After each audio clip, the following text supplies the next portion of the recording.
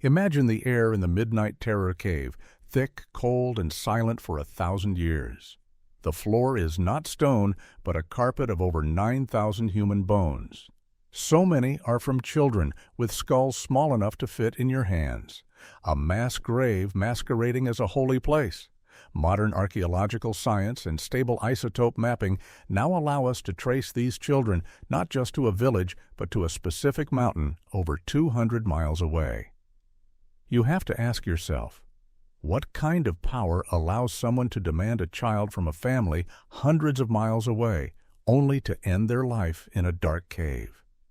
Mainstream documentaries focus on the temples, but they ignore the logistics of this horrifying operation. They never question how these children were chosen. Was it random, or were the priests looking for something? We now have proof of a terrifying selection process, a ritualistic hunt that connects their most sacred myth to a real-world atrocity. Stay with us as we follow the trail of the bones back to an unbelievable secret. Now let's go deeper into that darkness. Imagine the sound, a constant, soft drip of water echoing in absolute blackness. The air is thick, heavy with the smell of damp earth, and something else. Something ancient and bitter, the smell of old calcium and decay. Now picture the floor. It's not stone, it's a carpet of human bones, thousands of them jumbled together, and most of them are small. This isn't an exaggeration for effect. Forensic teams cataloged exactly 9,566 human bones in this single chamber, the remains of at least 118 separate individuals. Think about that number. It's not a burial site. It's a body disposal site. The bones aren't arranged or articulated. They are scattered, thrown, a tangled mess of femurs, vertebrae, and shattered skulls, suggesting they were simply discarded after their purpose was served. And the most chilling fact that emerged from the painstaking analysis is that nearly half of these victims were children, most between the innocent ages of 4 and 10. Can you picture it? The tiny rib cages, no bigger than a man's hand, the delicate skulls, some showing clear evidence of blunt force trauma inflicted at the time of death. This is the place they call the Midnight Terror Cave, and it directly contradicts everything we thought we knew about the brilliant civilization that built the towering pyramids and mapped the stars. This wasn't a society of peaceful scholars. This cave is evidence of a structured, procedural form of ritual violence on a scale that is difficult to comprehend. And this cave isn't an outlier. It's a single, horrifying piece of a much larger puzzle. To understand how this carpet of bones came to be, we must first travel to the heart of the Mayan Empire, to their most famous city, and look into the black water of a place they called the Well of Souls. That question we asked in the cave, why so many children? It echoes even louder here, in the shadow of the Great Pyramid of Kukulkan. This is Chichén Itzá. You've seen the postcards of the Maya, the brilliant astronomers, the master architects who built cities that rivaled those in Europe. Their stone monuments reach for the heavens, a testament to a sophisticated culture that understood the cosmos. But the official histories never prepared you for this. They never told you about the caves, and they never told you the full truth about the wells. This is the Sacred Cenote, a massive, natural limestone sinkhole, 60 meters in diameter. Its dark green water is a gaping wound in the earth. For the Maya, it was a portal, a direct line to the underworld and the rain god, Chaak. When early explorers dredged its depths, they pulled up a fortune in gold discs, jade carvings, and pottery. They also pulled up skeletons, lots of them. So you have to ask yourself, surrounded by this architectural genius, how did the remains of over 100 people end up at the bottom of this well? And why, once again, were the vast majority of them children? For a century, the only answer came from the man who tried to burn the Mayan world to the ground. Bishop Diego de Landa. In the 16th century, he wrote that the Maya threw living victims into this well as a sacrifice, to carry messages to the gods. A horrifying story that, for a long time, was accepted as the final word. It was a simple, brutal explanation for a brutal act. But what if Landa's story, as terrible as it is, was actually a sanitized version of the truth? What if the real horror wasn't just that they were thrown in, but what was done to them before they ever touched the water? The priests wrote their history, but the bones have their own story to tell. And when modern science finally gave these victims a voice, it was a scream that had been held underwater for 1,000 years. That scream was silenced for centuries, buried not just by water and time, but by a powerful and persistent myth. For decades, we were told Mayan sacrifice was a rare event, reserved for royal captives. It was a clean, noble affair, a warrior's death for a captured king on the high temple steps. The Maya of popular imagination were peaceful intellectuals, more interested in constellations than in carnage. But that was a carefully constructed lie. It was a comfortable story, one that allowed us to marvel at their calendars and pyramids without confronting the abyss at the heart of their culture. Newly analyzed evidence, hidden in plain sight for nearly a century in museum archives, reveals a much darker, methodical truth. An industrial-scale operation that relied on the blood of the young. The bones pulled from the Sacred Cenote by Edward Thompson in the early 1900s sat in boxes, largely unexamined beyond a simple head count. They were a curiosity, a footnote to the jade and gold. But today, under scanning electron microscopes and CT scanners, those same bones are testifying, and their testimony demolishes the golden myth. This was not a rare ritual. The sheer volume of remains, not just in the cenote, but in caves and beneath temple floors across the Mayan world, points to a terrifyingly frequent practice. This was not a noble affair. The evidence on the bones points to extreme pre-mortem violence that has nothing to do with a clean death. And most importantly, these were not warrior kings. They were children. This organized process of human sacrifice was a foundational pillar of their society, as central to their world as the pyramids themselves. So now we will do what early historians failed to do. We will ignore the romantic legends and the sanitized histories. We will look directly at the evidence, at the silent testimony etched into the remains of these children, and show you the undeniable physical proof of what was really happening on the edge of that well. The proof begins here at the Well of Souls, the Sacred Cenote. It is a breathtaking and terrifying sight, a colossal opening in the earth leading to a dark, uninviting underworld of water. For centuries it was a place of pilgrimage, a holy site where offerings were given to the powerful rain god, Cheak. When the American diplomat Edward Thompson bought the land in the early 1900s, he believed the legends of treasure hidden beneath the surface. Using a crude dredging bucket and sending down divers in heavy brass helmets, he began to pull the cenote's secrets into the light. At first, it was exactly what he expected: priceless artifacts, gold bells, intricate jade carvings, and weapons. But then something else began to surface.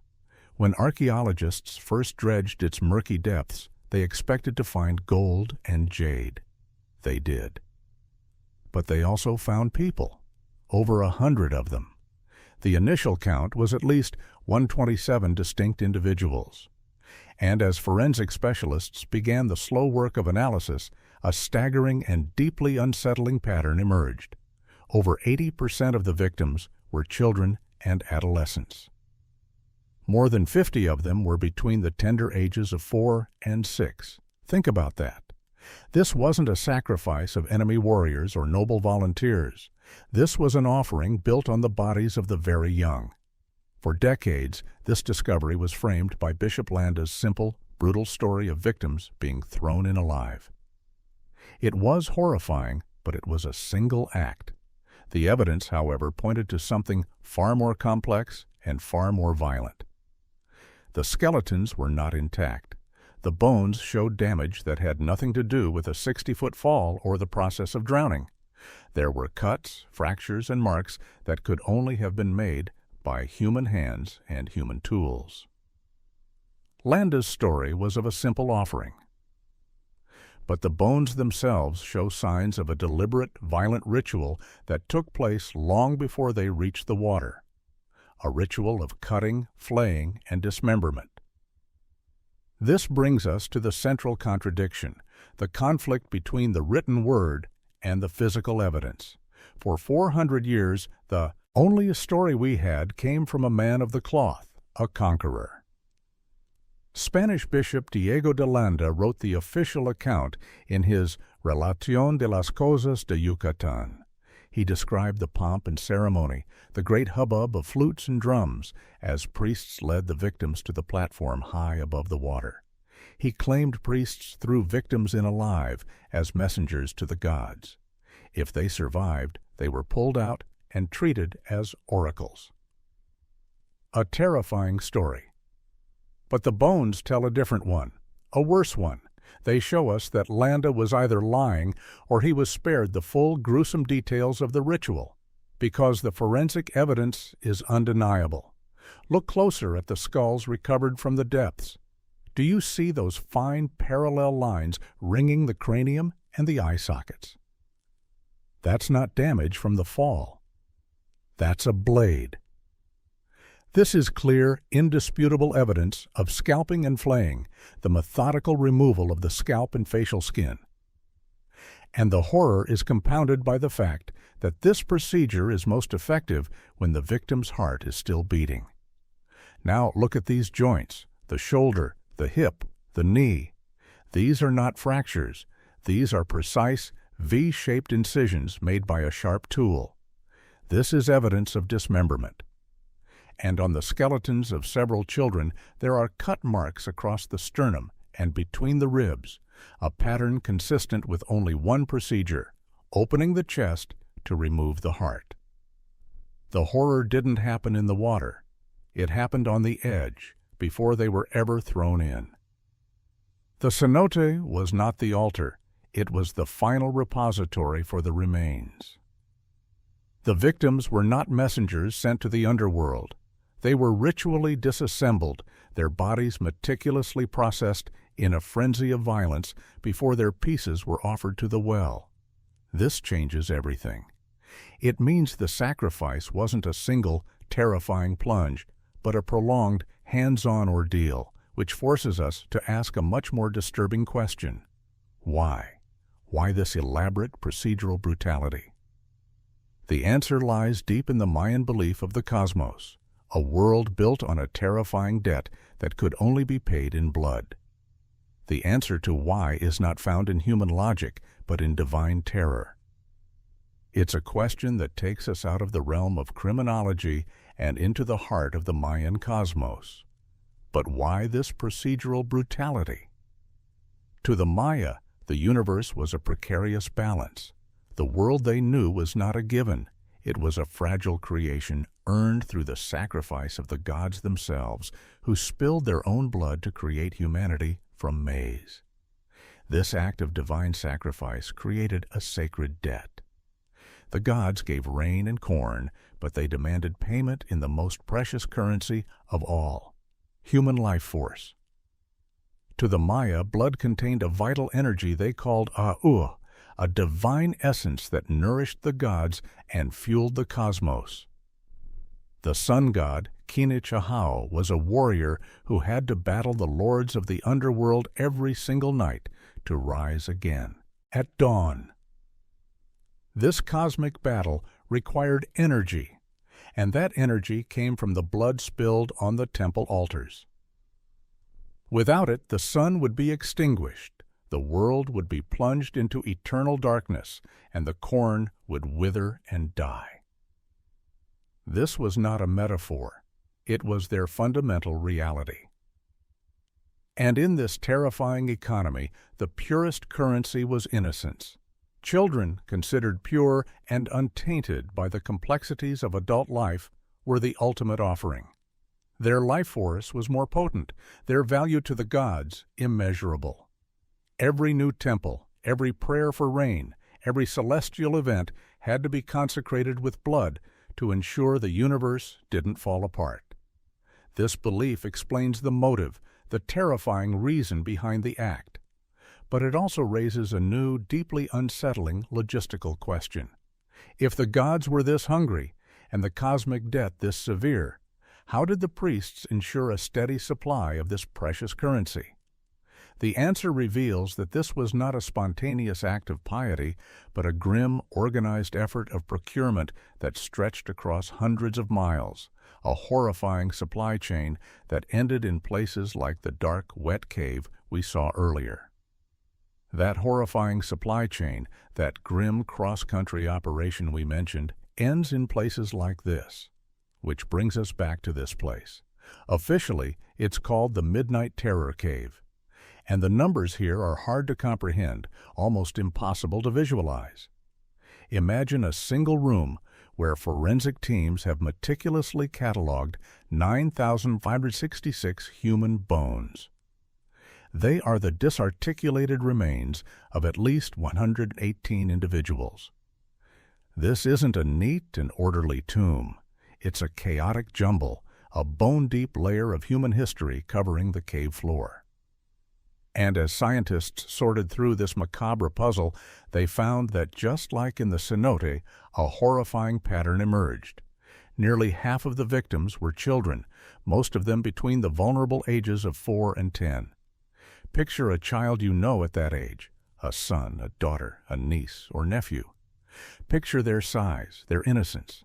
Then picture them meeting a violent end in the absolute darkness of this cave. This is the point where the true scale of this practice becomes undeniable. This cave in Belize and the Sacred Cenote in Mexico are separated by over 250 miles of dense jungle. They are from different periods in Mayan history, yet the evidence found within them is terrifyingly consistent. In both locations, the primary victims are not warriors but children. This is no longer an isolated incident or the practice of a single, bloodthirsty cult. This is a pattern, a deeply embedded, widespread feature of Mayan civilization that endured for centuries. It proves that the ritual killing of children was a fundamental part of their society, a constant and recurring event. The sheer number of victims found in just these two locations points to a terrifying demand. And that demand raises a chilling logistical question that mainstream history has never dared to ask. If they were killing this many children, year after year, where on earth were they getting them all from? The answer, hidden in the chemical signature of their very bones, reveals a level of organization and cold-blooded planning that is truly shocking. The chemical signature locked inside a child's tooth is a permanent record, an indelible birth certificate written in the language of geology. For years, experts assumed these were local children, unfortunate souls drawn from the surrounding villages. But a new type of analysis, which examines the isotopes in tooth enamel, delivered a shocking revelation that blew apart all previous assumptions. Our teeth form during our first few years of life, and as they grow, they absorb the unique isotopic signature of the water we drink and the food we eat, which is tied to the specific geology of that region. It's a fingerprint of home that we carry with us for our entire lives. When scientists analyzed the teeth of the child victims from the Midnight Terror Cave, they found a signature that did not match the local Belizean landscape. It wasn't even close. These children weren't local. Their dental signatures prove they came from the volcanic highlands of Guatemala, over 200 miles away. This wasn't a local ritual. It was an empire-wide network for procuring children. Let that sink in. This was a structured operation to acquire children from a distant land and transport them over hundreds of miles of mountains and dense, unforgiving jungle. Imagine the journey from their perspective, torn from their homes, from their families, from everything they had ever known, marched for weeks through a terrifying alien world, surrounded by strangers speaking a different dialect. Their destination was not a new home, but a dark hole in the ground. This discovery transforms our understanding of the practice. It shifts from a horrific local custom to a cold, calculated, and far-reaching operation of human trafficking for the purpose of ritual murder. We now know they were part of a vast, organized network. But this only deepens the mystery of their final moments. Now that we know where they came from and the terrifying journey they endured, we must confront the evidence of exactly how they died in the cold, dark earth of that cave. We've traced their origins and their horrifying final journey. We've established the cosmic terror that motivated their killers. So we know the who, the where, and the why, but it's the how that haunts investigators, the specific, intimate mechanics of their final moments. The answer is written on their remains in a language of pure violence. The skulls from the Midnight Terror Cave, when analyzed with 3D modeling and forensic imaging, show clear and repeated evidence of perimortem blunt force trauma. This isn't accidental damage. These are depressed fractures, spiderwebbing cracks radiating from a single, powerful point of impact. It's the kind of injury you see from a heavy, focused blow delivered with immense force. The term perimortem is key. It means these injuries happened at or around the time of death, confirming they were the cause. But for many, the horror didn't stop there. An unnervingly high number of the skeletons are missing their heads. Further analysis of the uppermost cervical vertebrae, the bones of the neck, shows they are shattered, with fine nicks and cut marks consistent with decapitation by a sharp flint or obsidian blade. This was a brutal, violent end. It was an act of overwhelming force, meant to extinguish a life in a definitive and terrifying display. The consistency of these injuries across numerous victims suggests a prescribed ritual, a specific and practiced method for killing. It was a cold and deliberate procedure. These were brutal, violent ends, make no mistake. But for some victims, in certain rituals, the Maya practiced a form of sacrifice that was even more intimate and symbolically charged, a procedure that left behind its own unique and terrifying evidence, requiring anatomical precision and a very, very sharp blade. But it gets worse. That sharp blade we mentioned was not just for decapitation.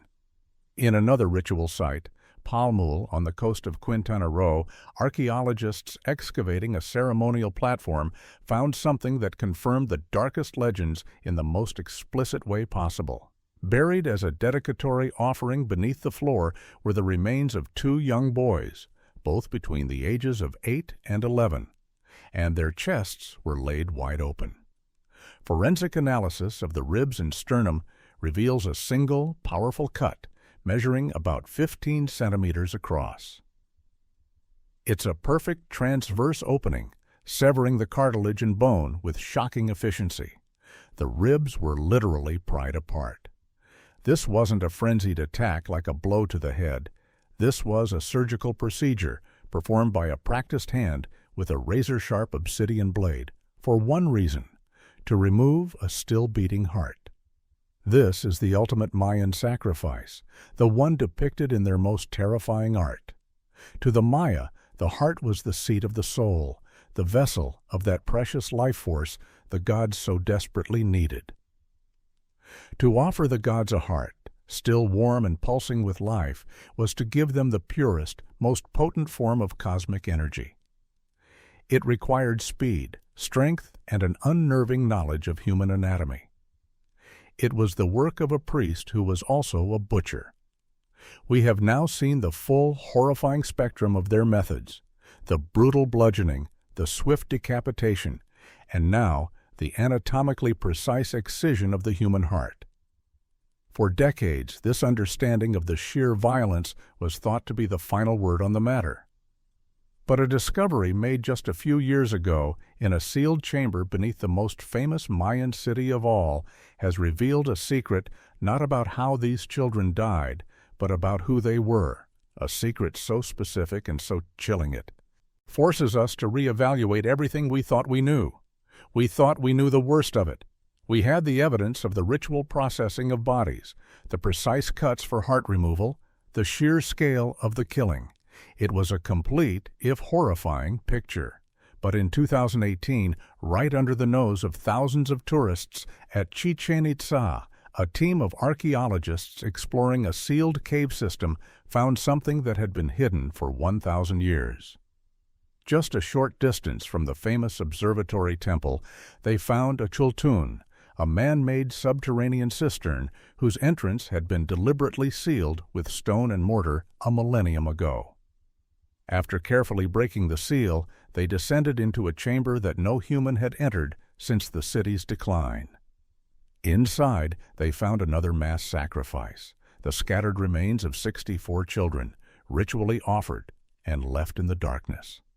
On the surface, it seemed like a tragic but familiar story, another data point confirming the horrifying scale of this practice. The bones could tell them the familiar tales of age and trauma. But this one held a secret that only DNA could unlock. For the first time, a large-scale ancient DNA analysis was conducted on the victims of a Mayan sacrifice. This cutting-edge science allows us to go beyond what the bones alone can tell us.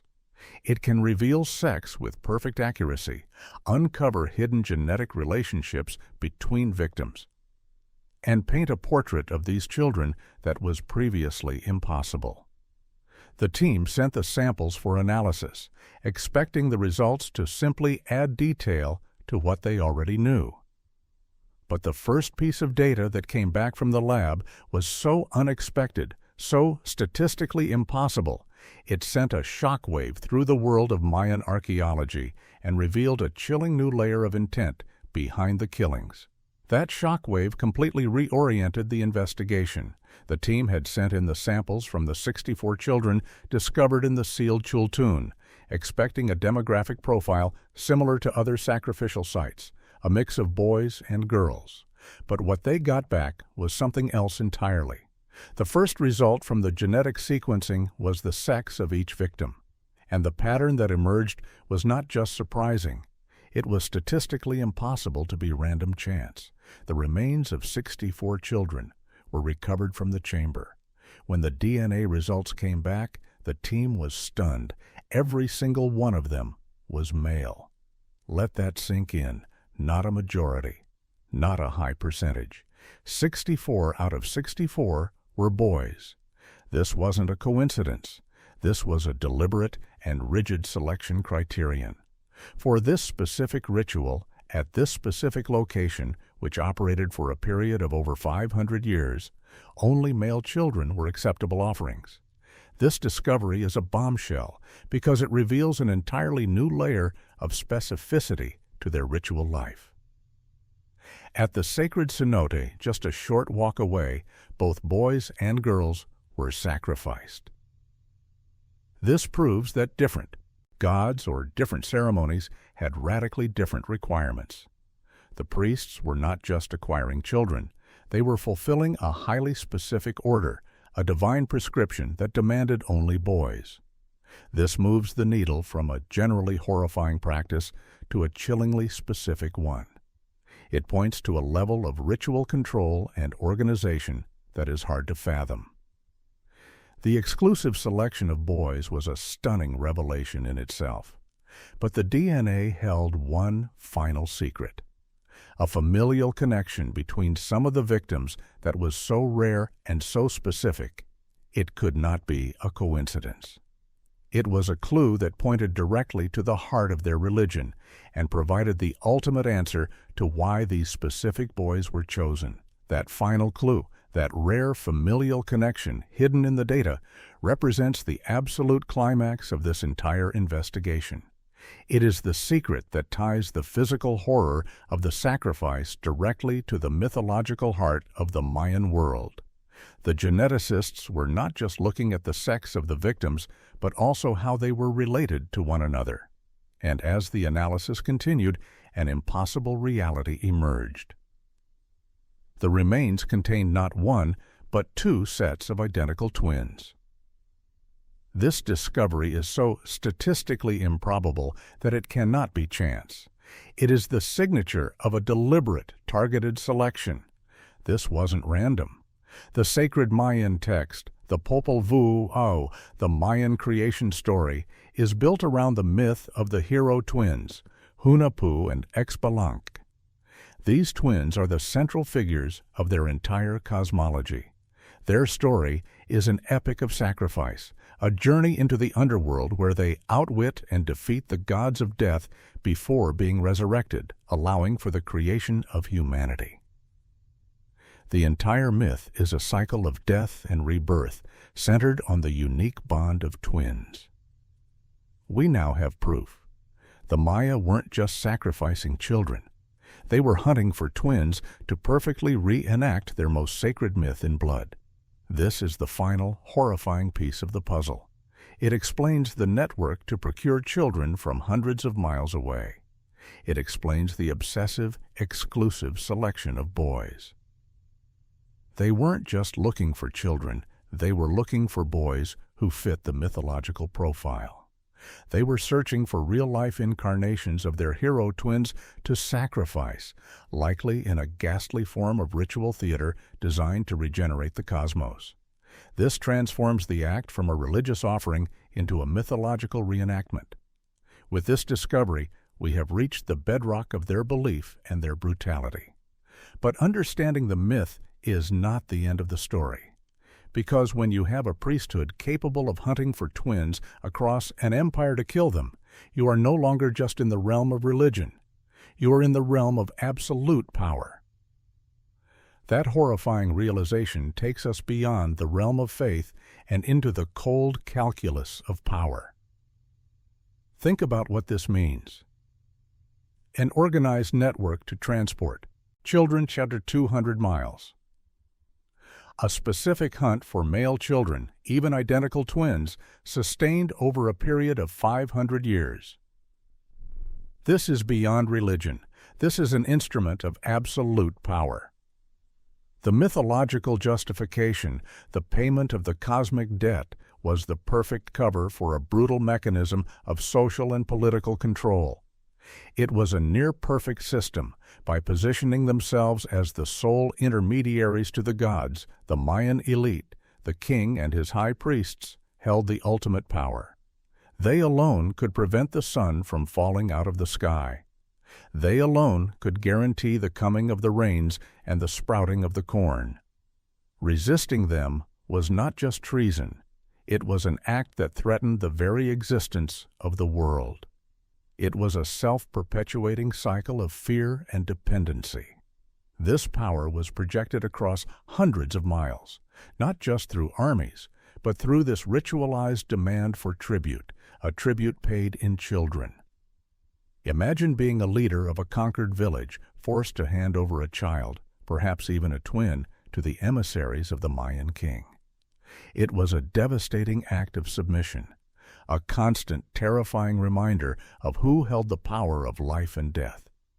The pyramids were not just temples. They were the stages for this brutal theater, centers of a fearsome power designed to awe and intimidate. It was a demonstration that the state had the power to reach into any family, anywhere, and demand the ultimate sacrifice for its own purposes. It was a message of control, written in blood, but when you strip away the myth and the politics, when you look past the grand monuments of state power, you are left with the silence of the ruins and the faint ghostly echo of the victims themselves. That ghostly echo is all that remains of them. Not names, not stories, just the cold, hard evidence of their final moments, preserved in bone. Today, the pyramids are silent, reclaimed by the jungle and the passage of time. The grand plazas where these rituals took place are now filled with the chatter of tourists and the call of birds. But the evidence, buried for a millennium in dark caves and beneath temple floors, now speaks. And it speaks with an undeniable scientific clarity. It tells a story not of gods and stars, but of power, and of a darkness in the human heart that can justify any horror in the name of belief. We began this journey in a dark cave, listening to the sound of dripping water. But after everything we have seen, the scalpel-like precision of the cuts, the long march of the victims, the mythological hunt for twins, that is not the sound we are left with. Listen closely to the silence of this place. Can you imagine the sound now? Not of dripping water, but of the drums, the relentless, heart-pounding rhythm just before the blade falls. There are more hidden truths yet to be uncovered.